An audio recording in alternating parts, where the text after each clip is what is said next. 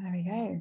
So welcome everybody. Good morning, good afternoon and good evening, wherever you're joining us from on Zoom. Welcome to the Trust for Sustainable Living's 2023 International Education Summit series. This is the first series in our summit this year, and we're starting today to mark UNESCO's International Day of Education on the 24th of January. And we're hosting this roundtable discussion. We've got a wonderful array of educators joining us from around the world who are going to be sharing their thoughts, tips and experiences with us. And the reason that we wanted to have this webinar today is in response to some of the recent surveys produced by UNESCO and Teach the Future, who have sort of indicated that sustainability teaching doesn't feature very highly in many curriculums around the world. It's not a priority within many schools, and many teachers don't feel equipped or confident in the knowledge to understand and teach sustainability and climate change to their students. So we've tried to bring together some of the experts that we know are working in these fields, the teachers that are delivering these subjects and topics in their schools, to try and start a discussion on what's happening within education to help teachers and students to better understand sustainability and hopefully eventually achieve green jobs. So I'm going to welcome our panelists. They're going to do a quick introduction to themselves, and then we're going to get stuck into some deep and meaningful questions, hopefully exploring developing teacher knowledge, confidence and understanding, teaching pedagogy, and also how supporting educators translates into youth empowerment and action. So I'm going to ask each of our panelists just to give themselves a quick introduction. So Chiara, I'm going to go alphabetically and start with you. If you'd like to unmute yourself, pop up on screen and tell us a little bit about yourself. Hello everyone, I'm Chiara Abaquin, and I'm the Curriculum Coordinator at the Multiple Intelligence International School, which is a pre-K to 12 school in the Philippines, and I'm also the TSL coach for the lower middle school. So thank you to TSL for inviting me to this panel. It's a privilege to learn with the other educators here. My school is based on Howard Gardner's research on the multiple intelligences, and we believe that every child is a leader, and that children should use their intelligences to make a difference. So my work is helping teachers design lesson plans so that students understand their strengths, and more importantly, they know how to use those strengths to tackle environmental and social issues. So we work with our team to think about how we can develop their understanding about sustainability through school-wide programs and international competitions. So good to meet you all. Wonderful. Thank you, Chiara, for that introduction. Fantastic. Look, thank you for joining us today. And I'm going to invite Janet up next onto a screen to introduce herself. Hello everybody. It's really nice to be here. I work at University College London. I'm a lecturer in education, and I work with mostly PGCE students who are doing their one-year training in primary education. I supervise them in school and I work with them on their geography sessions as well. I was a geography teacher both in secondary and primary school for a very long time. But recently I took on a role in our UCL Centre for Climate Change and Sustainability Education, where I'm working with Tessa, my colleague Tessa, and David, who are also here today, on developing CPD materials for teachers, and I'll let them each tell you a little bit more about those. I'm particularly interested in having an early years foundation stage hat on today, so talking a lot about, hopefully, giving some tips on the youngest children. So I'm really looking forward to it, and it's a real pleasure to meet all of you and to be here. Thank you. Wonderful. Thank you, Janet. Really interesting to have that early years focus with us, because very often a group that's forgotten about, but we know that education in those really early years is foundational and very important for later life. So thank you for sharing that experience with us. Okay, Comfort, I'm going to go to you next. Comfort, come and join us on screen. You're muted, Comfort. Yeah, thank you. Thank you, Kirsty. Hi, everybody. I'm Comfort Etsy. I hope Hello. I'm Comfort Etsy. I teach English, and I also coach students on education for sustainability development. I also coach them on international essay competition, just like the one that TSL conducts, and other organizations like Queen's Commonwealth Essay Competition. I also coach them on that and other ones. And that's for the Heritage School, the Cedar School, Lagos, Nigeria. and some other schools. I'm passionate about primary and secondary students getting sustainability education from cradle, because if we start very early at that age, they will be able to imbibe the sustainability culture, and it will also affect their choice of career. It might not be all of them, but it can affect the choice of career of some of the students. So I'm really happy to hear. It's nice meeting other educators here, and I'm sure we're going to have a very amazing time. Thank you. Thank you, Comfort. I hope we are too. Thank you. Lynndina, would you like to come and introduce yourself as one of our wonderful panelists today? Okay, good afternoon, everyone. Hello. So for us, it's the afternoon. So it's good to be here. My name is Miss Lynndina Essack, and I'm the Senior Education Officer for Education for Sustainable Development at the Ministry of Education. So basically, we coordinate the Eco School program. So this is a program that we have the national one in the schools, and we have it in all the schools, be it private and state schools, where we coordinate the program to promote sustainability in all the schools in Seychelles. So I'm also very passionate about the environment. So I love everything that has to do with the environment and sustainability. And I do my best to promote education and awareness in this field. Thank you. Wonderful. Thank you, Lynndina, for joining us. Good afternoon to the Seychelles. Carl, come on up for TSL. Thank you, Kirsty. So yes, it's a pleasure to see so many familiar faces in the panel and in the audience. So for those of you who don't know, TSL doesn't just work internationally. We also have a living rainforest center with about 100,000 visitors a year in southern England, with about 25,000 school children on curriculum-linked tours. And we've had a Sustainable Future tour at the Living Rainforest since 2002. So it demonstrates our long-standing commitment to sustainability education. I guess most of you know that we've got our international program, which was launched in 2011. So we're now into our 13th year, and we're always looking to improve our engagement and our sustainability teaching and what have you. So over the years, we've developed a free, hopefully inclusive international competition cycle. We try to be cross-curricular by asking questions that go across many subjects. And we are now in the process of trying to shift from an annual engagement cycle to a continuous cycle with TSL.Earth. So we know we can always do better, and we'll be taking notes today and trying to improve our offering in support of teachers and students around the world. Thank you, Kirsty. Wonderful. Thank you, Carl, and welcome to the panel. Nazreen. Hi, everybody. I'm Nazreen Majid. I work at the University of Reading, and I've been part of a group at the university that have worked on a national action plan for climate education. And I've been particularly focusing in on action point 2, which is linked to developing the confidence and capabilities of trainee teachers to build climate education and sustainability education within their classroom context. So I work with the team to develop a framework that we are piloting at Reading and a couple of other universities in England at the moment, and I will hopefully focus on that when the questions come through. I'm really looking forward to contributing to the panel. Fantastic. Thank you, Nazreen, and welcome. And over to David. Thank you very much, Kirsty. Hello, everyone. It's a pleasure to be here.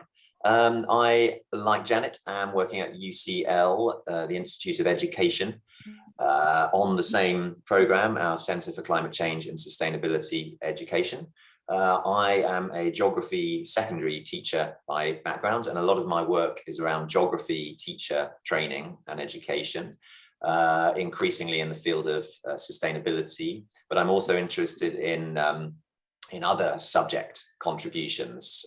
So particular interest in subjects and the knowledge that supports education for sustainability.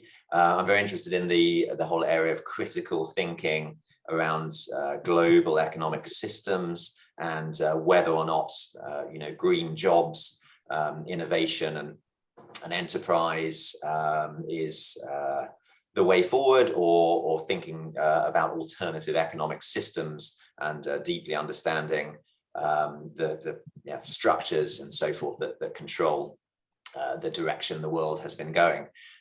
So that's a little bit about me. Great to be here. Thank you. Wonderful. Thank you, David. Excited to have a secondary perspective as well as the primary and early years as well. Thank you. Okay, Lawrence. Hello, everybody. Thank you so much for inviting me. I am checking in from Dubai, and I'm representing an organization called Compass Education, which is a not-for-profit organization that basically focuses on the use of systems thinking tools to get that critical thinking that was just brought up in our students, but through the multiple lenses, I guess, that come into the education for sustainable development conversations and learning. I'm also a K through 12 service learning coordinator at the American School of Dubai. And so I'm sitting in my office as we speak right now, and we essentially focus on a program that we call Changemaker Education, which I like to describe as kind of the confluence of the sustainability context, really, and the big why of kind of a world in balance, as I like to call it, with the skills and dispositions that are required to make that happen, I guess, which is what we call, of course, global citizenship kind of education. And then service learning is almost like a teaching methodology to allow kids to take what we refer to as informed action. It's a US curriculum school, and maybe different from a lot of the other schools that are here, but I'm happy to be adding my voice to this conversation. So thank you very much for the invitation. I look forward to it. You are very welcome. Thank you, Lawrence, for sharing. And finally, to round off our amazing educator panel, we're going to have Tessa joining us as well. I might have to unspot myself. Hello, yes, another UCL folk. So, and with my colleagues Janet and David, it's great to be here. Really wonderful to have the international context. We often work within quite a national context, and within the UK that is also divided into the 4 nations of the UK as well. So it's really great to be going sort of out of our boundaries a bit. Similar to Janet and David, I'm a geographer as well. I originally was in secondary and then moved to primary. So I have experience of all sort of phases, which is great. And we're very keen on developing. We see the teacher education side of this whole agenda as very, very important.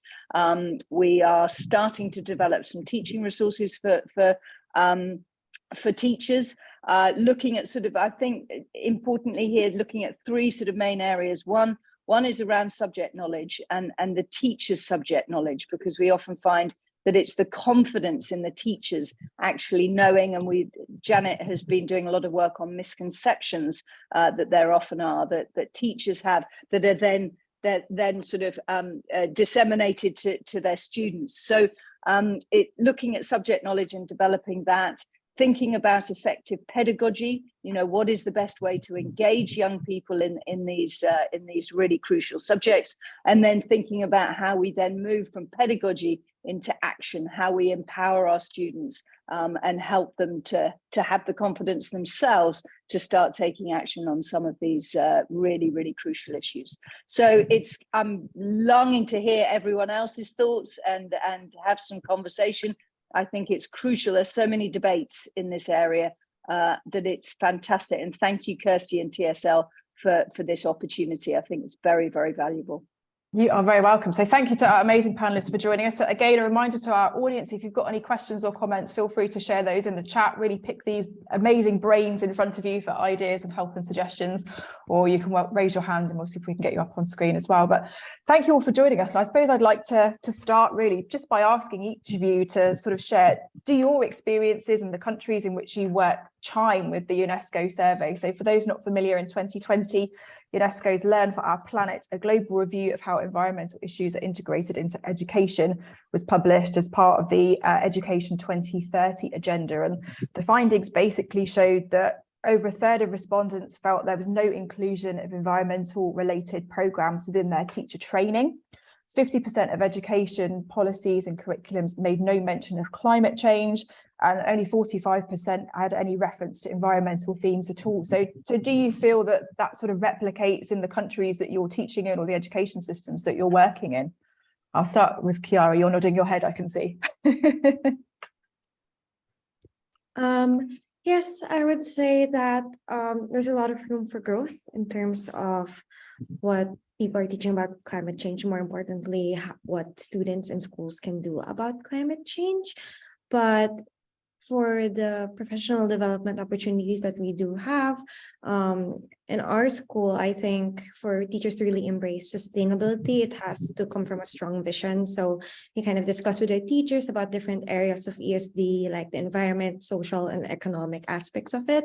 So when we're designing lesson plans together, we equip teachers to have a real world hook to many of their lessons. So for example, if you're in first grade and a teacher is teaching about the rainforest, it's not just important to explain about endangered species, but to really expose students to experts and to work with them to develop experiences where kids can do projects to be able to save the rainforests and raise money to help with endangered species. So really, in terms of professional development opportunities, there's a lot of great opportunities for working with experts and getting meaningful experiences for kids so they can make sustainability more accessible towards them. Great, thanks, Chiara. And Comfort, I'm going to come to you with this one as well. Do your experiences of teaching in Nigeria resonate with those findings, that there's not much support for teachers and that there's lots of work to go still to get sustainability and climate change better integrated into our curriculums?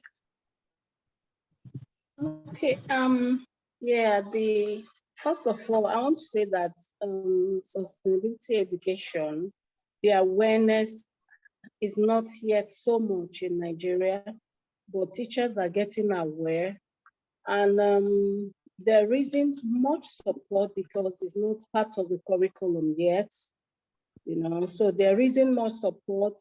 It's just some teachers, some of us that have been exposed through TSL and other organizations. So we try to collaborate with other teachers. Sometimes during the competitions, we try to reach out to schools, reach out to other students. But as a government or as a country, there isn't really much support from, for teachers or schools in the area of sustainability education. Yeah. Great, thank you, Comfort. And Lynndina, I'm guessing in your case, knowing that the Ministry of Education in Seychelles is extremely environmentally focused and that all of your schools are eco schools, perhaps the findings are not replicated in the Seychelles and you have got really good sustainability integrated into the curriculums. Yes, for us, because we have the Eco School program, which this year we celebrate 30 years in existence. It's one of the programs that has lasted for a long time. And it has shown us that many of the kids that were in schools are now leaders in many environment organizations, be it in the government or be it NGO, even international organizations that has benefited from the program and now is leading the way for projects or even in their organization. And as the aspect of the curriculum, because the Eco School program also looks at both so formal and informal. So we look at the curriculum and what we have done, climate change, because we are one of the seats that is greatly impacted by climate change. So we can actually feel the impact of climate change. So this is why we see the need for students to know about climate change. And we have actually included as a topic in the curriculum. So it's included in the geography curriculum a few years. But we are having some issues with having like resources sometimes to actually teach about climate change, because climate change is quite a new concept. And some people, it's still like confusing it with global warming and things like that. So we are trying to do some trainings with teachers for them to understand what climate change is. And for Seychelles also, what we are doing, like all teachers, be it any topics or any subjects you are following the courses on, we have a short course called Environment Education. So all teachers, if you are becoming a teacher, you need to follow this course. And climate change and sustainability is part of the course. So you have to know about climate change. You have to know about sustainability issues, be it national one and international one, so that when you go to the school, you have the capacity to address climate change in the classroom. That's wonderful. And a huge congratulations to the Seychelles government for having that massive environmental focus. 30 years of eco schools is an amazing achievement. And it's, we have a lot of engagement with students from the Seychelles, and they are so environmentally minded. We can see that across the whole age range. And it's fantastic that that programme is there to support them. Thank you for sharing, Lynndina. UCL representation. I'm going to come to you now and ask, perhaps, I know that you've recently done a teacher survey based on UK-based teachers, whether you've had the results back yet on their thoughts on sustainability and climate change education in the UK. Have you got any tidbits or results you can share from that yet, or any feelings on this subject? Like comment, I don't think we've got the results from the survey that's still ongoing at the moment, but we've got some knowledge and from previous surveys, as you mentioned in the introduction at the very beginning, about how many teachers don't feel well enough equipped to tackle climate change and sustainability education. I mean, it's very interesting hearing from Lynndina there about the Seychelles, and I'd throw in a comment. It's interesting hearing about the governmental commitments in the Seychelles. There are a lot of levers, if you like, which control what happens ultimately in the classroom, what gets taught and how it gets taught. One of those is national curriculum. Another one is funding arrangements. A very big one is the assessments arrangements. So the exams are hugely important. They really steer and shape what teachers do and the way ultimately teachers plan and design their curriculums. There's also teacher training and teacher education, which is where Tessa, Janet and I are particularly focused at the moment. How with ongoing training of teachers, but also initial training before teachers start their careers, that can also be a shaping effect. But I think all of those levers, there's a lot of work to be done to bring them in line with more emphasis on sustainability and climate change. Because the research is showing that many teachers don't think it's got much to do with them. You might, rather surprisingly, but even on our teacher training course, when we've got access to new teachers, we found in a small pilot project that we're rolling out more this year across all our subjects. So music and maths, RE, which you don't immediately think of in terms of sustainability, they all have a huge part to play, in fact. But the teachers, new teachers don't always see that, don't always realize, oh, actually, as a maths teacher, all of the analysis of say population growth and resource depletion and so forth can be quantified and analyzed, just to give one example. So many different levers, I would say, of control, which need to be worked on if things are going to change in schools. Tessa, Janet, sorry about that rather rambling comment. No, I'll just add, and then I'm sure Janet will. But really, I think that's really important. And thinking about, well, we have got a national curriculum which isn't specific to these issues, but we have got a new strategy out. The DFE, our Department for Education, has come out with a new strategy on climate change and sustainability. So there are things moving. And I think what certainly Janet and I, from a primary perspective, have noted is that there is actually a plethora of new materials that are coming out. And sometimes I think our teachers are quite overwhelmed with that.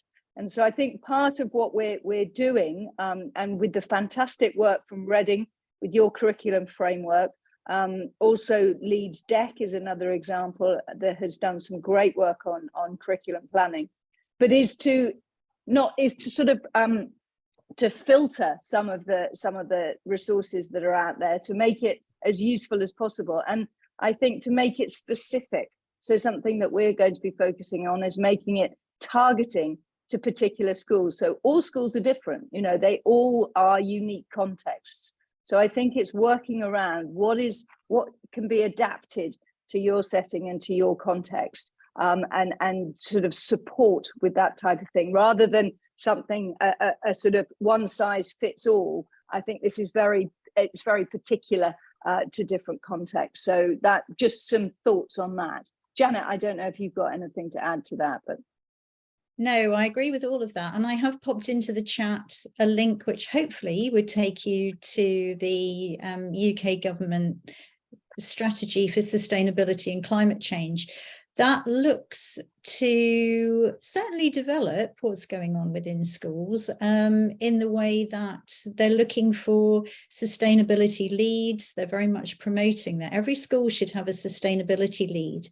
One of the things in the UK, I think, is that this has always been an area which has been led by the very keen volunteer teacher. And so if that teacher leaves the school, there'll often be a lack of sustainability in that way. It isn't sustainable because that keen volunteer is left.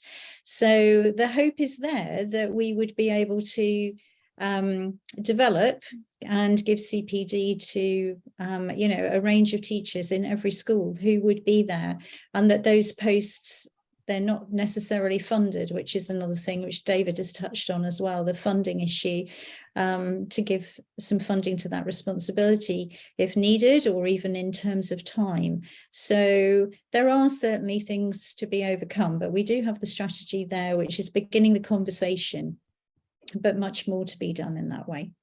Wonderful, thank you. So David, it's interesting that you mentioned there the sort of almost the silo-based nature of how sustainability and climate change education is perceived as just typically a science or a geography subject. So we're going to come back to that later and think about how we can make it perhaps a bit more cross-curricular. And thank you, Janet and Tessa, there for mentioning the DFE strategy. So Nazreen, I'm going to hand over to you now and perhaps invite you to share a bit more about that and think about, you know, how new teachers, if we're thinking about how teachers are being trained with the framework that you've been working on at University of Reading. Thank you.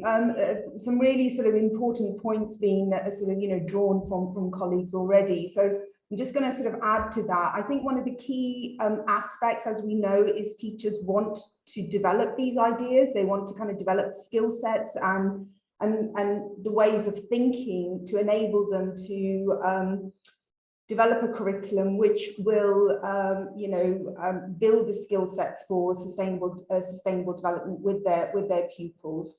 And there's got to be a leadership implication within that as well. So I think what colleagues from UCL were kind of drawing upon was the reality is that, you know, there'll be a sustainability lead. If they leave, that information kind of goes with them, and then the school has to sort of start afresh again. So the strategy has very clearly kind of stated that there will be a sustainability lead, and there is some funding linked to that. So hopefully, you know, that will kind of sustain that leadership aspect of that. And with that leadership aspect comes the planning within the kind of curriculum context within schools as well, in terms of what sustainability education will look like as well.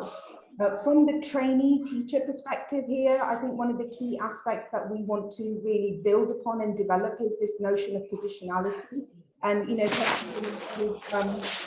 talked about the idea of each school being very unique, each individual being very unique. So this notion of positionality, we feel, is a really important idea to build upon and think critically about as how we see this notion of being sustainable citizens of the world, and actually how that plays out from an individual perspective.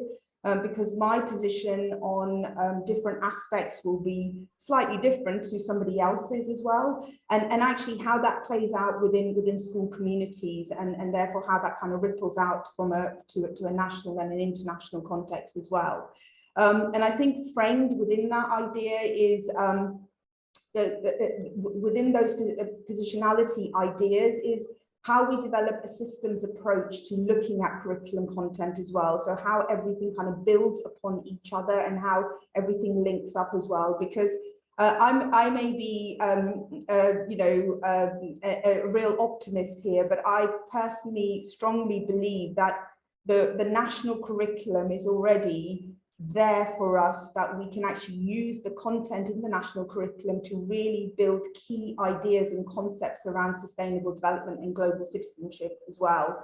And we just need to kind of build a set of skills, critical thinking, the capabilities with teachers, and that's part of our planning and professional learning that we can enable within these spaces to develop those skills. Let's look at the English curriculum. Where can we build you know, this notion of global citizenship ideas in terms of critically debating these concepts, and how can we develop language that would be emotive to build those ideas as well, etc., and everything as well. So having that deeper level of looking at curriculum content and developing that curriculum content, personally, I feel is key to developing kind of frameworks around CPD that we can build on and develop capacity in the future as well. Great, thanks Nazreen for sharing. And Lynndina, I wonder if we can come back to you on this one, and if you can tell us a bit more about the teacher training that's happening for new teachers within the Seychelles that are going through the university there and teacher training programs. Okay, so this short course, like we've talked about, the short course for all teachers, be it you are becoming a primary or secondary teacher, so you have to follow this course. But we are planning to do a review because there is the roadmap 2030. So we're planning to do the review, and there are certain sustainability topics that we have to make sure we look at, because globally we are being affected by these ones. There are some little topics, maybe we won't touch much on it, but climate change, energy, things like that, we are looking at it. And also part of the course, we have to do like field work. So we teach them, they are students for now, becoming teachers. So we teach them how to plan field work, because we feel it is very important that we connect students to the environment, connect them with what is happening outside. So instead of always sticking to teacher-centered, always having a book, looking for flower in the book, when we are talking about the beach, we are looking at in the books, we are looking at diagrams in the books, take them out there.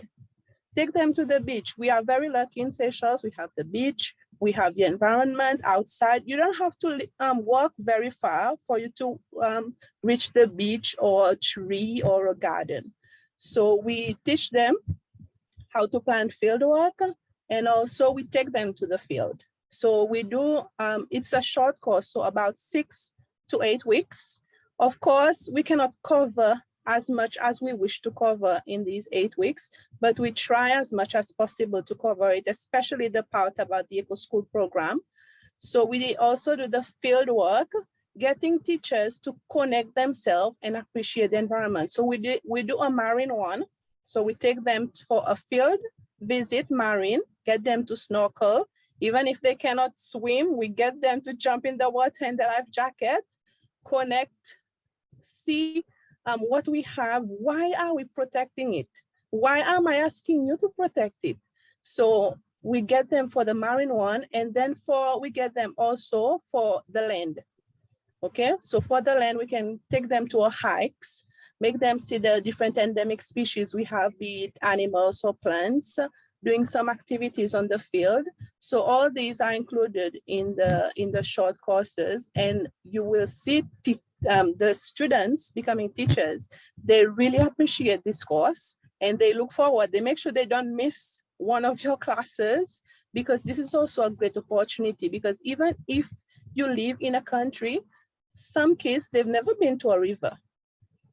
So they tend, because nowadays you can see that kids tend to stick with their laptops, or they go on their PlayStation. They don't go outside in the environment, or they don't get the chance to go there. So as best as possible, we teach teachers about this so that they go back in their classroom, use this knowledge, and also do some field activities with these students, get them to appreciate and love what we have so that they can better protect it. I got on my meeting. No problem. Thank you for joining us. Thank you, Lynndina. That was an amazing point that you've just raised there. And I think as teachers, we all understand the value of field trips and getting students out into nature and engaging with that. But I actually think it's fantastic that you're doing that with teachers, because I think very often, even if you're a sustainability and climate change teacher, we very often forget that connection ourselves, and we're very much focused on the classrooms and the students in front of us. So being able to reconnect in that way, but also particularly for those teachers that aren't necessarily in the environmental sciences or the geography field, being able to connect math teachers and music teachers and English teachers with, with that nature and helping them to understand the benefits as well, I think is a really important and really interesting element of teacher training that I certainly not heard much about, which, Nazreen and the UCL team, that might be a fantastic one to integrate into some of your programs as well. So thank you for sharing your insights there. So Lawrence, you've been sat very patiently waiting. I'm going to head over to you. So Lawrence is with Compass Education. You work with new teachers, but also with sort of teachers that are already trained up. So the next question I'm coming on to is, those teachers that have already been through the education systems that weren't privy to this amazing new frameworks that are coming out, how do we upskill and provide professional development for the teachers that are already out in the field teaching? Thank you so much. I wanted to jump on what Tessa was saying earlier, which was you really have to contextualize the learning, because the vocabulary potentially, or what even the definition of key elements is very different from one school to the next. So we don't work so much in a national curriculum necessarily, but we live in that kind of free-for-all of international education, where sometimes it's literally the school itself that determines the curriculum versus the nation or the group of schools, or so there's a lot of variability in the international world of education in terms of what that looks like. So at our school, we often talk about what's tight and what's loose. So what are those things that really are the important, essential things that really we should all be talking about? And a lot of the content, of course, has come up in this conversation, and we've talked about that. But the key elements, and I guess here for me, my experience with Compass has also opened the door to a lot of this, is that systems thinking piece that was being discussed by Nazreen earlier. The fact that things are connected, and the recognition that those connections I have an impact on as a student or as a teacher or as an institution. And so ultimately what we're finding, at least in the international arena, is that a lot of people understand the concepts of things, but they don't necessarily make that connection to their personal life experience and choices. And so it's very important that we're very explicit, I guess, in that. And I love the connection that was just made to being in nature and actually experiencing the outdoors, because that really builds that connection to, the planet, I guess, but really to your own community on a personal scale. So if you can get to the point where really, regardless of what we're focusing on and what curriculum you're talking about, you're really making connections to other curriculum. I often find that sustainability, and of course in my context also this kind of service learning action piece, it lends itself very nicely to integrated learning, to project-based learning, to a lot of these kind of open-ended spaces. And earlier David was talking about assessments, right? And of course we have the ability, I guess, at our school to have standardized testing as an assessment option. It's a viable option for us.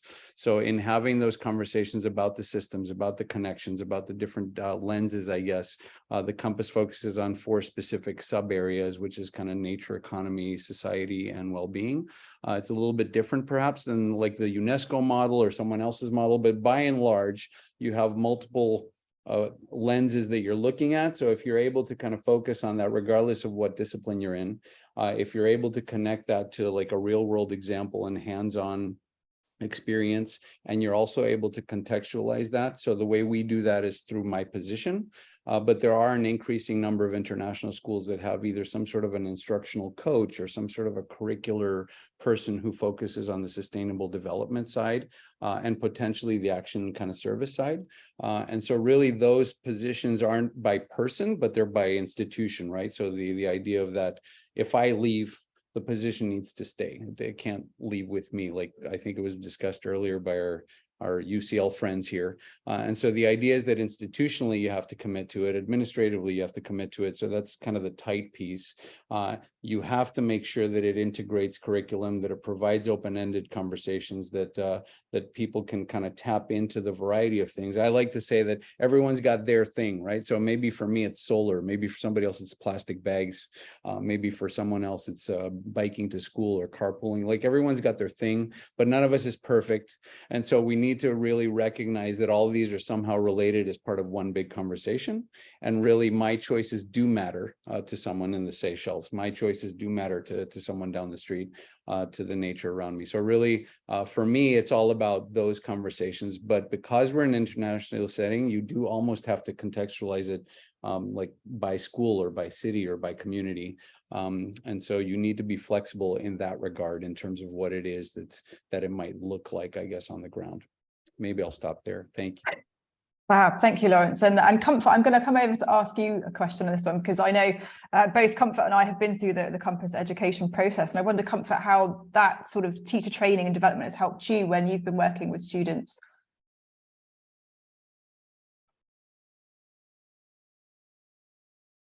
Sorry, Comfort, you're muted. Sorry, I've unmuted myself. Yes, I was able to do the Compass education course, and Loris Meyer was one of my instructors, so good to see him here. Yeah, it's really, really amazing. The course opened me up to understanding how things are connected, and with the Compass, you can actually teach students. It can bring home sustainability education. It can also expose students to understanding that everything is connected. Whatever you are teaching, whether it's English, whether it's any other subject, you can always use the sustainability compass to bring it home.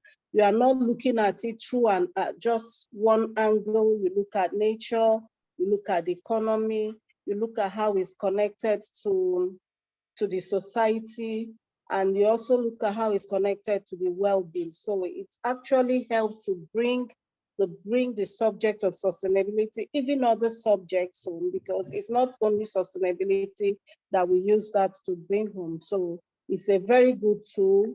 And I would also suggest that people here can reach out and, go through the course. It will also help you to train students on not just being your lessons will not just be teacher driven. You are able to open up the students to come up with their own innovations. It helps to make the child innovator. You bring out what is actually in the child. The child is left to think, the child is left to bring out results by himself. And you, the teacher, you are more like coordinating, supervising, ensuring that the students are doing the right thing. So it's a very, very wonderful tool that has helped to push the subject of sustainability and other aspects forward. Thank you. Great, thank you, Comfort, for sharing. And before we move on to my next question, I want to just go back to Tessa, because there's been some amazing links being shared in the chat here. So I'll make sure these are all captured, and we'll email these out to participants that haven't been able to join us. But I know Tessa, UCL have got a Future Learn course that's available as well. So Sarah had popped a question in the chat to find out whether this training was going to be available to organisations and providers that provide external visits to schools. So not necessarily educators within school settings, but perhaps visitor centres or visitor attractions as well. So perhaps your course might answer that question for her, Tessa. Yes, absolutely. I think it is open to, from my understanding, Janet and David, do let me know if that's wrong, but it is open to anyone. So it is open to all educators, school teachers, teacher educators, center, you know, attraction and all of those educators. So it's a MOOC, and you do it at your own pace, and it's really about the teacher in a way more than the teaching. So it's about informing the teacher and getting them to reflect on their views and their values around these issues as well. So yeah, please have a look at it and go for it, I'd say. I know that Janet and David have both done it or done parts of it, so. Thank you. So yeah, so all the links for the campus education courses and the UCL courses are available in the chat, and we'll get those shared with everyone as well. So it's been some amazing points that all of you have picked up that I want to move on to now as we think a little bit more about pedagogy and how we can teach sustainability in exciting, innovative and engaging ways, and how we can make it a more holistic and cross-curricular experience rather than teaching in those, particularly in secondary where we have those silos of maths, English, science, geography, French, modern foreign languages. You know, how can we integrate it more? So perhaps Chiara, I'll come to you first as your curriculum coordinator for your school, how you sort of integrate it across multiple subjects. I know that sustainability is a core value at Multiple Intelligence International School, isn't it? Yes, one way that we love to integrate it is by setting up problem-based challenges. So for example, we have a youth innovation challenge where not just our school, but kids from different schools have different kind of sustainability goals that they want to meet. And based on the intelligence that they are strong at, they get to pick that challenge and design something to solve it. So for example, we've had kids kind of address the flooding situation in the Philippines due to climate change, building prototypes for recyclable kind of like ways to make houses float, or for kids who are more oriented towards arts and the fashion, thinking about how they can make the industry more sustainable, making campaigns for that. So really having kids see real world problems and having them cooperate to try to work together to solve them. So that's one way to do it. But we also enjoy kind of experiences out of school. So we've done some visiting school programs where kids are actually able to see other communities and other countries with their outdoor experiences, and to look at different things that they're doing for sustainable farming. So experiences in and out in school, I think, are really important for them to expose to the problems that are out there and how people are trying to solve it. Great, thanks, Chiara, for sharing it. And Carl, I'm going to invite you into the dialogue now. You've been sat very quietly and patiently, but I wonder if you can talk a little bit about the sort of TSL pedagogy and where we come from when we're looking at engaging students. Sure, Kirsty. And I must say it's fascinating to hear everyone's experiences and perspectives. And I can hear a lot of resonance actually among the points that people are making. So I think that's hopeful. So yes, Kirsty, about TSL pedagogy regarding ESD. So obviously we've created this global platform in terms of these international competitions. And that includes an essay competition and then debates where where students from around the world get to learn from each other and formulate solutions and problem solving in real time. And that I think has proved to be quite an effective thing. We also host summits, so they used to be just annual. Now this year we're trying something where we're increasing our events across the year, starting actually with this event today for teachers. So hopefully that is part of our pedagogy. How we choose the themes of our international competitions is very important. David mentioned earlier about systems-based and alternative economic systems and things like that. And we do try to pick themes that are very open-ended, integrated, possibly project-based as well, so that people are delving into these depths that you're all talking about. In terms of our pedagogy, it's engagement oriented. So we are going to try to improve our offering of events and supportive events to teachers and students across the year. In addition to the TSL.Earth learning resources platform that is in beta format right now. Yeah, so anyway, that's a quick introduction. Any questions, Kirsty, or I will be happy to answer. Thank you. Great, thanks, Carl. And Lynndina, I'd like to come back to you on this one, because you mentioned that through the Eco Schools programme, sustainability is integrated both into curricula, but also in extracurricular activities. So I wonder if you could tell us a little bit more about how you're thinking outside the box with your extracurricular activities. You're muted, Lynndina. Okay, so for curriculum, sometimes we have to, reality is we cannot cover everything in the curriculum time, because we cannot cover only environment. We are not targeting like getting only people in environment. When we look at curriculum, we are targeting to get scientists, to get doctors, so things like that. So as much as possible, as I've mentioned, we do include some aspect in the curriculum, like geography, science, and things like that. But for the program itself, Eco School, what we tend to do, we tell the schools, we do some sessions, like PD sessions with all the schools, where we get them to see how it can be integrated, the different topics related to environment, how it can be integrated in their subject.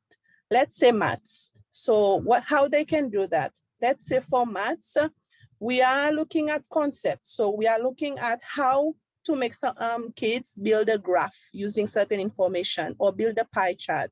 So why don't they get some information on plastic pollution, how much it has been collected, or if they've done a cleanups, okay, how much was plastic, how much was metal, use this information and build a graph.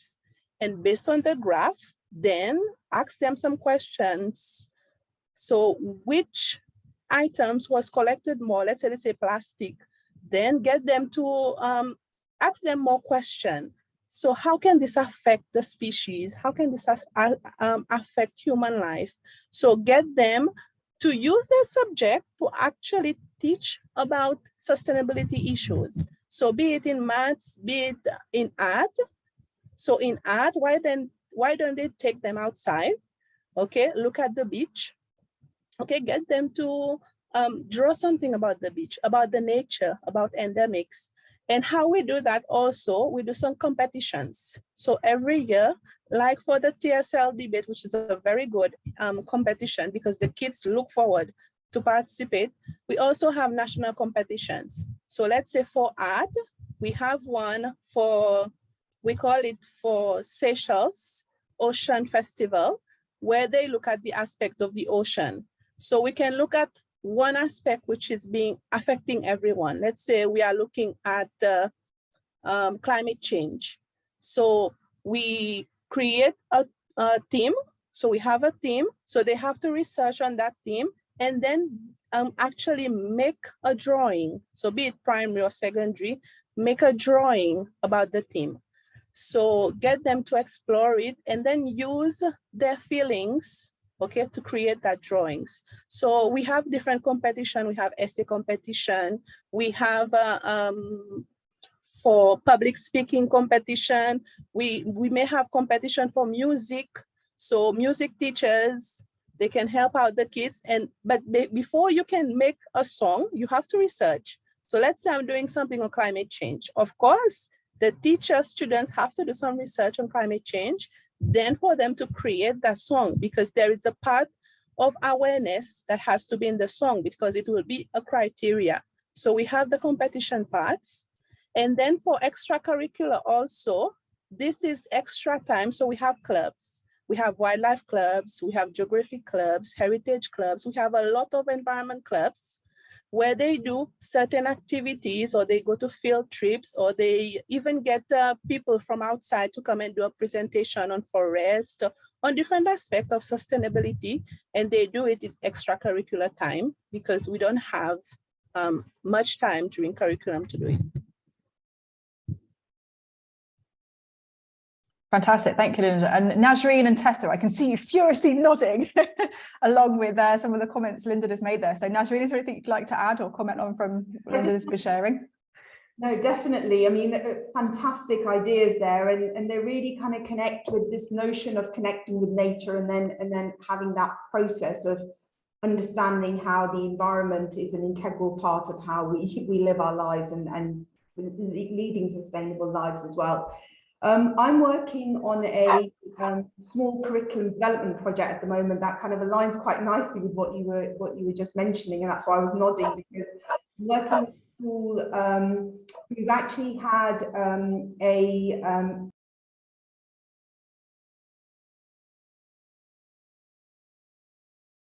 Nazreen, you've muted for some reason. There we go. Right, okay, sorry. That's okay. I was just going to say that a lot of those ideas in terms of kind of connecting with nature and building those ideas around kind of sustainable development through nature connectedness is so important. So at the moment I'm working with a school with a cohort who had carbon literacy training last year. And this year that the school was successful on getting a small BERA grant for curriculum development. So what we're working on at the moment is a very organic process led by the students in how they can develop a curriculum for connecting with nature linked to sort of, you know, arts-based work. So linking to Nicola Walsh's work on eco capabilities.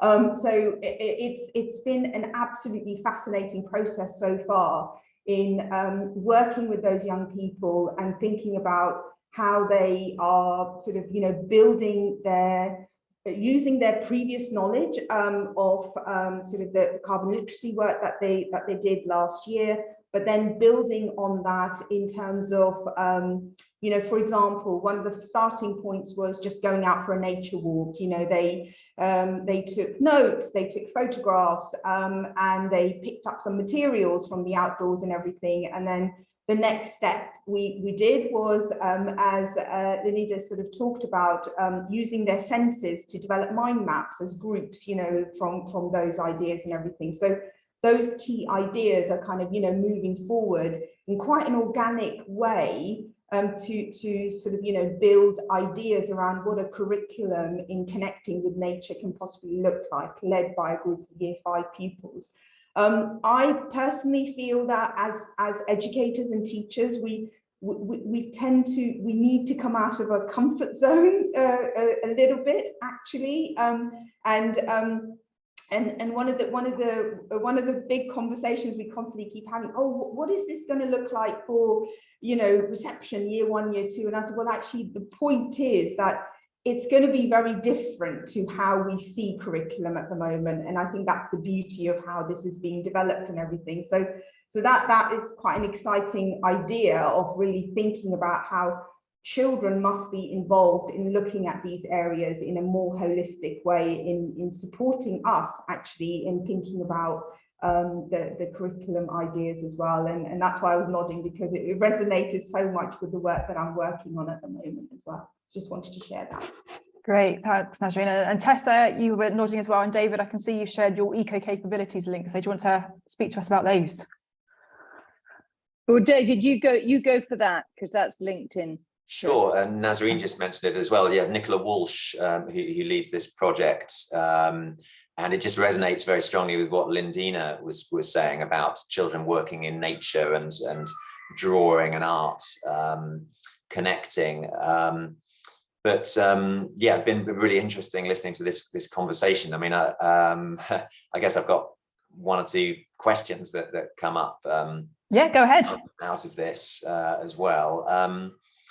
I mean, one is going back to what Chiara was talking about as well, and the point of subjects and changing the curriculum within individual subjects, particularly thinking secondary, versus kind of drop down days or you know, suspending the whole usual curriculum and holding whether it's a competition or problem-based challenges type approach.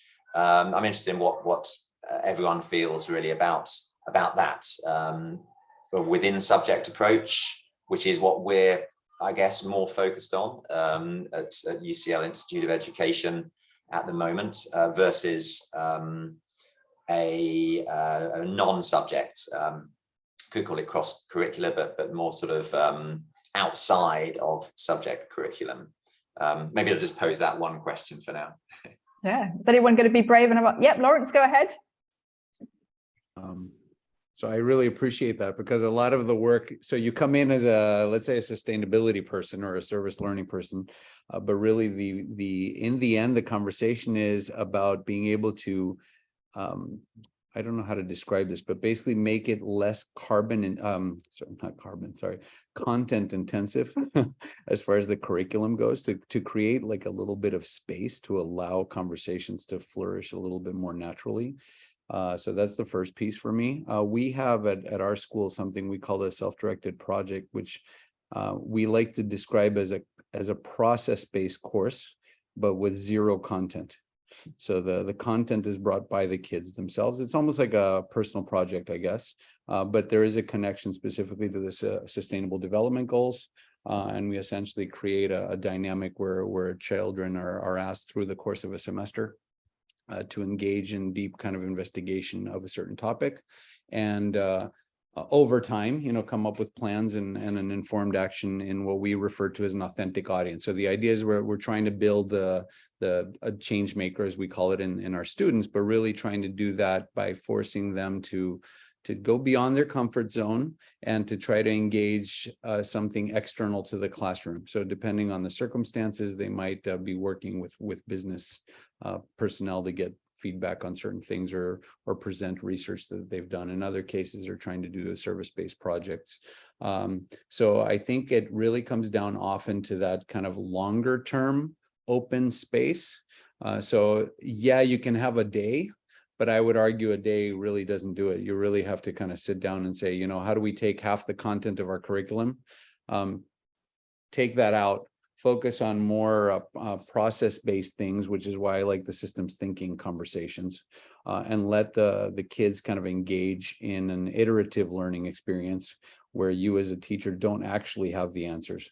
So for me, one of a red flag for me is if I go into a teacher and ask them what they're doing, I don't know, on let's say March 15th, and they can actually tell me exactly what the lesson is going to look like on that day. Usually that's a scary thing for me. Like in my space, it makes me very uncomfortable. But as teachers, we're often taught that I need to be especially in the secondary school, I'm taught to be an expert, content expert in my field. Everything I'm going to do for the rest of my life is focusing on this content and how I'm going to get this content to be shared with students who will then be assessed, often externally, on content. And so we really, it's a massive paradigm shift educationally. And even at a one school level, that's very hard to do. I can imagine how on a national scale, that would really require a lot of effort and a lot of conversations about leverage in terms of, where to place your energy and focus so that you can make that change. But at an international school level, we are talking about how is it that we can create those spaces, reconsidering the schedule of the day, or maybe eliminating the schedule of the day, or what would it be, the structure, I guess, of that, so that you can release the kids into more of an innovative space like Comfort was talking about earlier. But we can't talk about innovation when we're never going to give the kids a chance to innovate, right? So if I know what I'm doing March 15th, obviously the kid is in no way in control of their learning, really. So what do we need to do to deal with that kind of ambiguous space?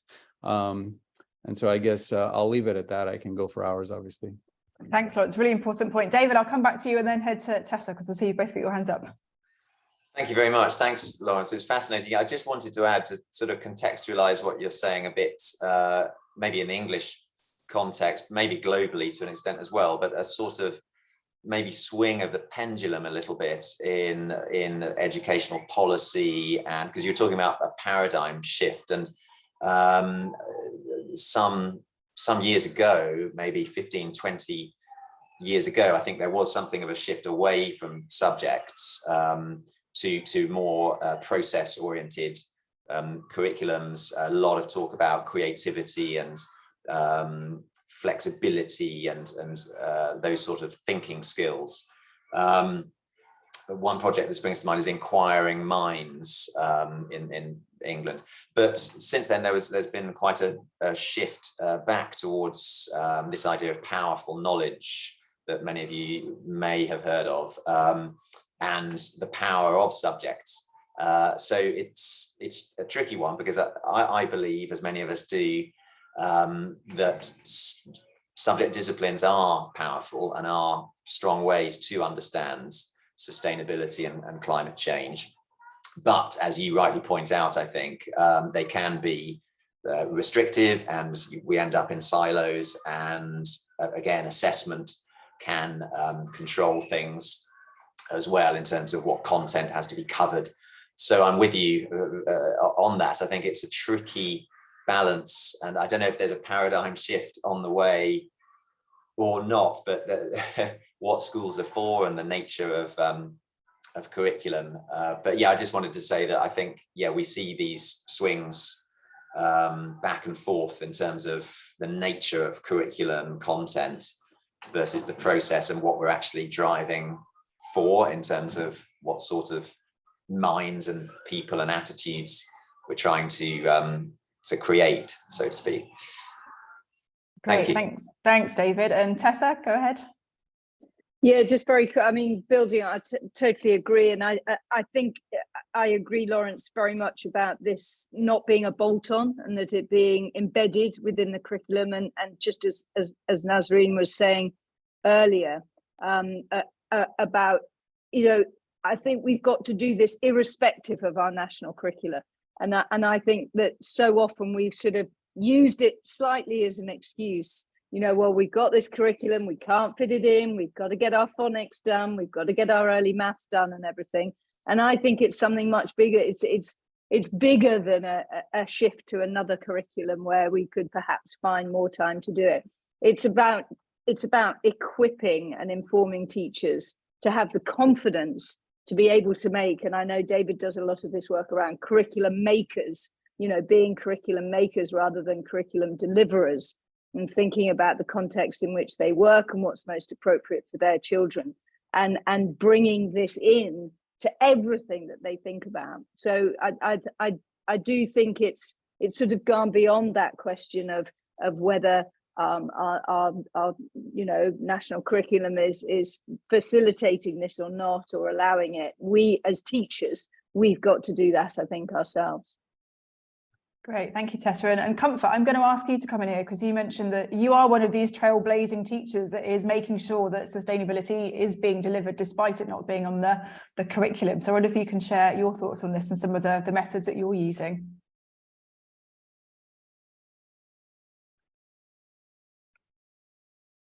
Oh, you're muted, Comfort. Yeah, thank you. Thank you, Kirsty. Yeah, I agree with what Tessa said. We mustn't just be curriculum deliverers, we should also be curriculum makers. In as much as it's not in our curriculum here, we still go out of our way to create something. At times we have had to connect the students to nature. We have been able to go out on to visit some recycling companies. We created a bank in the school, plastic banks. The students deposited their plastics.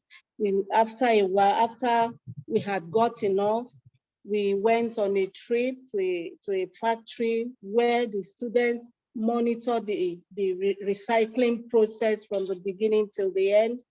And you know, those days it was as if it would look like it wasn't so impactful. But you can't believe that one of my students that left 2 years ago called me this year. He said, Comfort, I'm in the university now. You can't believe I'm taking the TSL competition exposure very, very far. In my school, I'm a sustainability ambassador. So just make sure you are doing something, whether there's curriculum, whether there's no curriculum. 2 years ago, we were able to hold a national debate and essay competition, just the type that TSL does. And we're able to organize students from different schools. We had teachers exchange, we interacted with ourselves and exchange sustainability ideas amongst teachers. And personally, I started working on, because all around us, you keep seeing each day, you hear cutting of trees all around you. So I got bothered and I was thinking of how to help. And right now, I'm thinking of how to make available solar stoves, solar cookers for the indigenous people. I know it's going to require a lot of funds and other things, but at least it has started, and one day it will be a success. So I want to encourage teachers wherever you are, try and do something, encourage the students. As you keep dropping it a little here and a little there, just know that the students are learning something, and the students on their own will start engaging. A lot of my students, I notice the little they have learned, they keep engaging wherever they find themselves. Thank you. Great, thank you, Comfort, for sharing and for being that trailblazer. Keep going and sharing that information around Nigeria for us. Thank you. Janet, I want to come to you now. We've spoken a lot about sort of more primary and secondary focus. So how do we get early years students involved in what's, quite a complicated, ever-changing, difficult to understand and complex problem? And I think often that's what really hits people about the context and the content of climate change. They would say, well, really young children don't really understand this. But there is a lot that they do understand that really links in. One thing that Nazreen was talking about was positionality and about our own identities. And I think one of the things within early years is that we can really offer the opportunity for children to talk about what they do, the choices that they make, why they do those things. And even if those things are not necessarily sustainable, it gives them the opportunity to start to look at what other people do, to talk about what other people do, and to begin to think about the choices that maybe they might make, what they think about those things. The other things that are coming through are very much about inquiry and field work.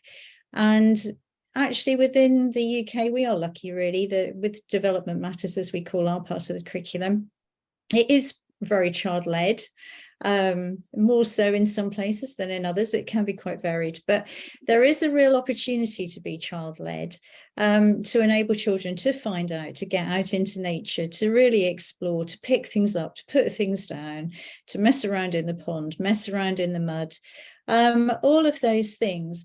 And I think through the daily things that the setting might do, it's often what we call the really early years, is a setting, not a school, is that they would be doing things, all of your apple cores, all of that waste goes into the wormery. Why would we do anything else? It starts to teach behaviours. It starts to teach us to begin to think, well, actually, that is what we do. We do that. We always recycle. It brings that nature around, and it gives you the opportunity to start to talk about that too. That we have that place within the cycle. We might eat the apples, but we pop them in for our worms. They really love the worms, really love looking at them. And then we can use that compost and we can start to grow more things, and we will grow things in our little mini greenhouse or whatever. So there's a lot within what we do in terms of working with children and in terms of their behaviours, and to be able to do that, I think is a great thing, a great opportunity that we have almost in every part of their lives. And I noticed there was a question that came up about parents. And I think often within the early years, we're very closely connected with the parents, so that we can invite those parents in. We will have lots of events where we've got parents coming on board. So we might be getting them into the greenhouse to have a look, whether it's volunteering or being able to buy some of our produce that we've grown. So all sorts of things that we're able to start to model and to talk about the choices we make. I know there are many nurseries in the UK who have started to, rather than use pre-bought toys which are plastic, to actually go for using real things. So they might use real kettles, real plates, rather than going for the and they feel that that's different. There's a reality about that for the children too. Wonderful. Thank you, Janet, for sharing how we can get younger students involved on this really important sustainability journey. So we're going to move on to our final sort of question area now, which is thinking about how supporting educators then translates into youth empowerment and action for sustainability. And as teachers, I think selfishly, we all hope we're changing the world one student at a time to take more sustainable action. So I wonder if perhaps we can go around and ask all of you if you can share an example of a project or a group of students that you've been working with where you really feel that you've seen that youth empowerment and action taking place as a result of the things you've been working on. And then during that time, if the audience have got any questions, if they want to type those in the chat, then we'll come to questions at the end of the session. So Chiara, I'll start with you again, if I may.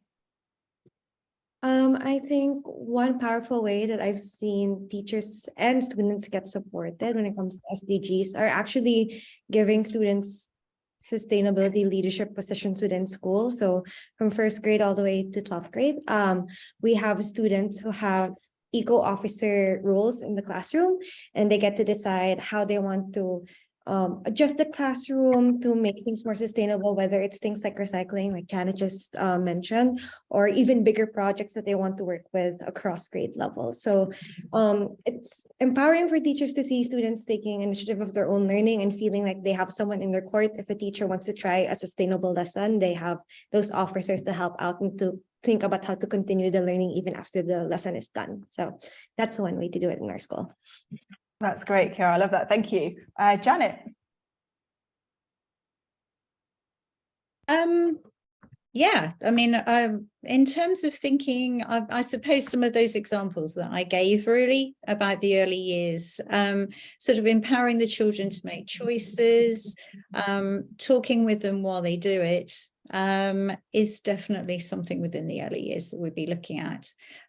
Encouraging them to have those opportunities, I think, is what we're always building on. So leading in that way, but also enabling them to have that choice.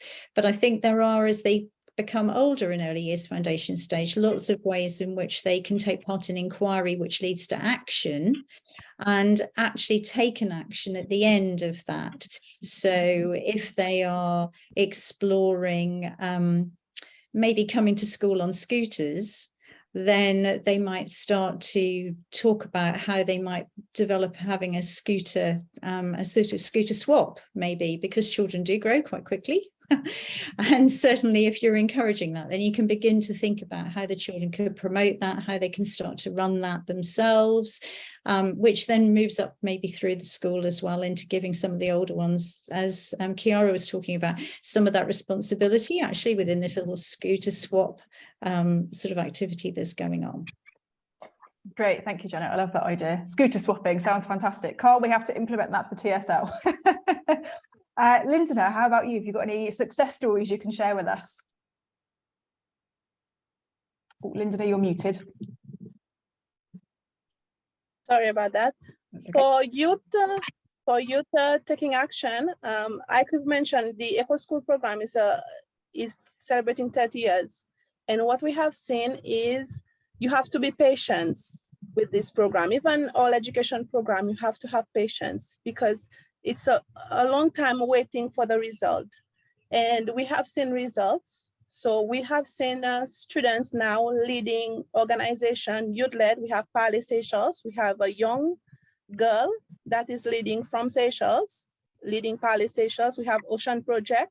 Tomorrow I'm meeting a group of youth leading the Ocean Projects in Seychelles, where they want to partner with Ministry of Education and Environment. We have a sustainability NGO, which is led by a youth. So we have seen the youth taking action. They have been empowered and now they are taking action. And we actually have, for Ocean Day, we had youth, like the one for Parley Seychelles Ocean Project, which is being led by a youth from the program. She started way back in creche primary. Now she's in doing her university degree in environment sustainability. And she actually went to all the school and did presentations on ocean, on the need to preserve ocean, to protect the ocean and pollution. So we have seen that they are now, the youth now is taking action, but it is important to give them this opportunity. So countries, ministries, even Ministry of Environment and Education, we provide such opportunities for them to voice out, for them to have projects, get them to lead these projects, okay, give them this opportunity. And we are just there to support and advise where needed, but give them this opportunity. This is how we will get them to be empowered and take action.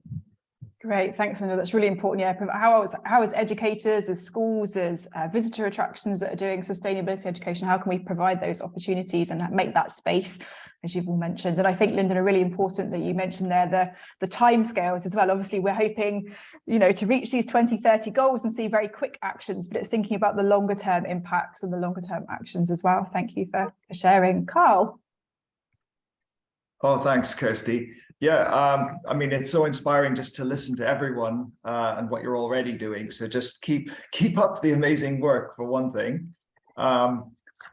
So TSL, we've obviously have alumni now because our competitions have been going for a long time. And I'm really pleased to report that many of our alumni have really continued in the sustainability areas, and some of them are globally recognized leaders already, like the youth activist Kekashan Basu, a 2018 winner, Darren Tan. He is at a business school now in Canada, and he did he led a 600-hour project of his business school students to do a go-to-market strategy for TSL, for our TSL.Earth platform. So he's been very involved. And we have others in Jamaica, Janae Parrott, Sapna Pramji in South Africa, Dhruv Bhatt in India, and I can go on and on. And they're all amazing and they're all doing great things. I mean, lastly, I should just say, from all the young people we speak with, there is massive interest for them to have meaningful planet positive careers. And I do think that perhaps that is something that we are, as educators, a bit weak on, making the links, telling young people how they can go on to have a sustainable career rather than just same old. And that's, I guess, what informed the topic for this year, the green jobs and careers, writ large, not just money, as David was sort of talking about earlier. Thank you. Great, thanks, Carl. Nazreen. I think for me, it's kind of a real work in progress because of the pilot work that we're doing with our trainee teachers and how that kind of will go on and impact into school and for young people to really think about how they are going to be developing, sustainable habits, etc., and the impact of that and how that will kind of feed through. So it's a long project, but I think we've kind of started that work to really build that capacity with teachers as well. And then I think the second really interesting project that I'm working on with the young people on curriculum development, and I think it's so exciting in terms of thinking about that and how that can move forward in empowering young people in developing ideas about sustainable development for the future as well.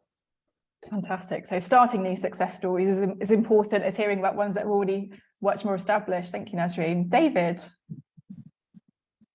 Yeah, similarly to Nazreen, really, I think it's work in progress for me. And I'm one step removed from the children, the young people in working, teaching the teachers.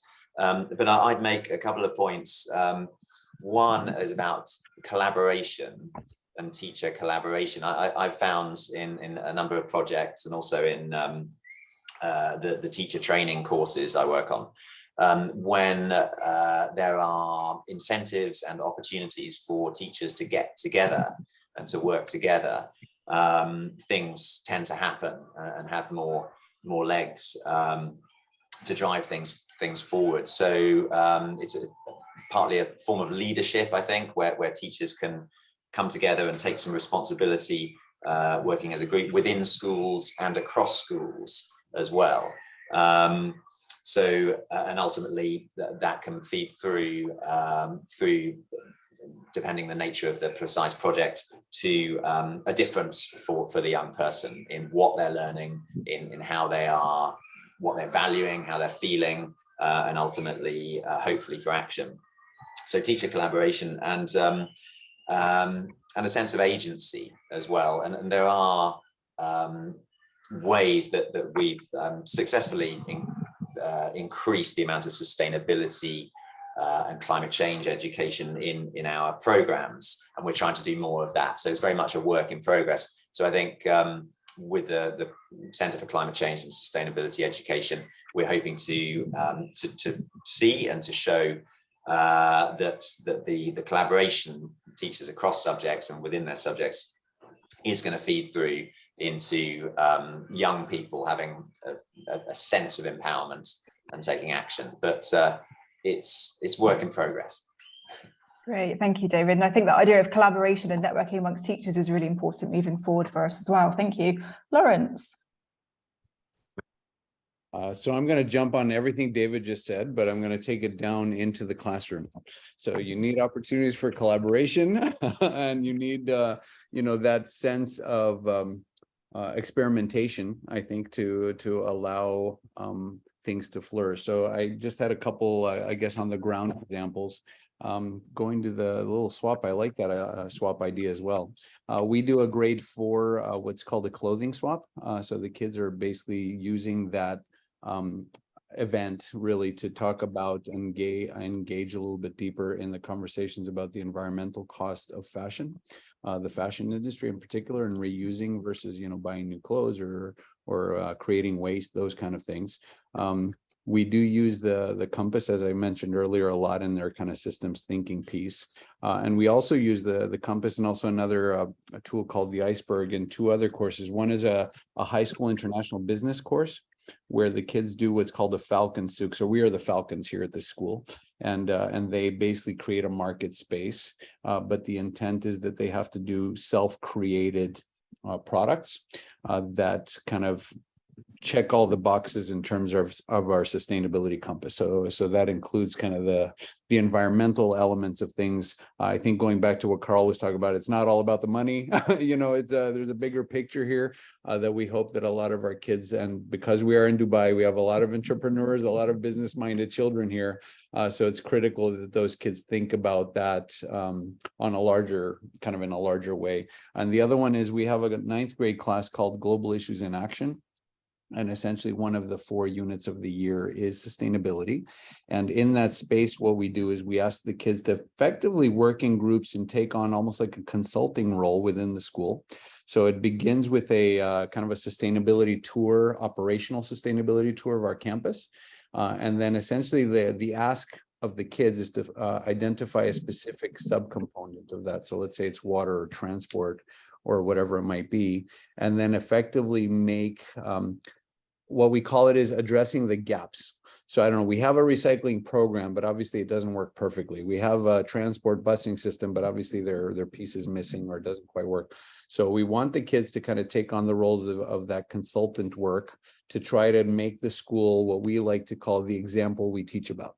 So how do we get our school to be the example we talk about in our classes, rather than just here's what it should look like, and then you walk into your cafeteria and there's trash everywhere, or whatever that might look like. So getting the kids to engage within their own community in a way that will allow incremental changes. So for example, we had a group of kids that came up with these aerators this year. So now suddenly we have a 25% drop in water use just through the adjustment in our water systems, let's say.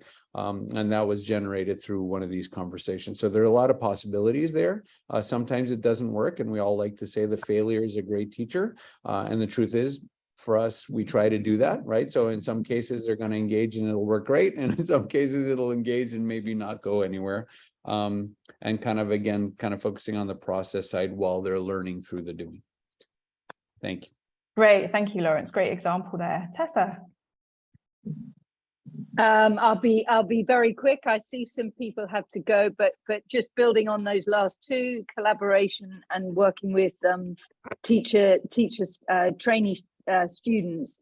In the last place I worked, it was Roehampton University, the Froebel Institute. Froebel was a great education philosopher who developed the idea of the kindergarten, which is that we can learn everything. Children learn everything through the garden, their natural environment, and so on. So at Roehampton, we were lucky enough to have lots of space outside. So we encouraged the student teachers to develop their own area, their own sort of allotment area, which they did. And we got these fantastic growing areas, which we then got funding to develop. And it became a whole university-wide allotment area for the students. And then the student teachers took that into school, developed gardens within school as well. So the power of it, and it was all through, just as Comfort was saying, through modeling. So it's us modeling that. Yeah, it was a fantastic thing to be able to do, and really showed that empowerment to the teachers who could then show it to the children that they taught. Brilliant. Thank you, Tessa. And finally, Comfort. Yeah. I've learned a lot from this conversation, and I want to say that students usually look up to their teachers, school children look up to their teachers. So all we've learned today, if we become role models in the classrooms, the students will pick it. It's easier for a student watching me put off the light when I'm not using it, or put on the fan or the AC when I'm not using it. He will learn from me and do the same.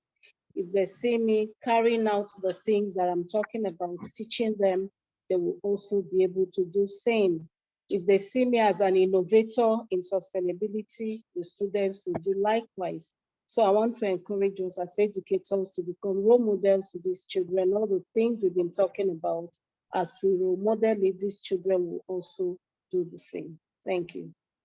Thank you, Comfort. Really important point there. Not only are we educators, we're role models through our actions as well. So thank you.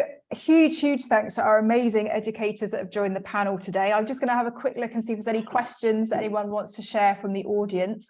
But some really important points raised. We've very much scratched the surface, really, of the important question of what's happening in education to help teachers and students better understand sustainability. So thank you for sharing your knowledge and time. Thank you, audience members, for joining us. The recording of this video and all the amazing links that our panelists have shared will be available on the TSL.earth platform, the link to which Carl has shared in the chat as well. You can also click there for our podcast, which has got more information on green jobs and for future webinars in our new monthly webinar, International Education Summit series. So I hope today's discussion has been useful. It's been extremely interesting from my side, and I hope that it's been a useful source of information and conversation for the educators that have been able to join us. So doesn't look like we've got any questions coming through. So I will say a final huge thank you to all of our wonderful panelists for joining us. And we look forward to engaging with you in future conversations and supporting the amazing work that you're doing to educate our teachers and also our students in sustainability and climate change. So thank you very much, everybody, for joining us. Thank you. Thank you, everybody. Thanks, everyone. Lovely to see you. Thank you, everyone. Take care, everybody. Great conversations. Privileged to be thank there. you. Thank you, Kirsty. Thank you for leading. Yeah, you're welcome. Yeah. I was merely a conduit for wonderful information and knowledge. Thank you, everybody. Have a great rest of your day. Thanks, everyone. Thank you. Bye. Everyone.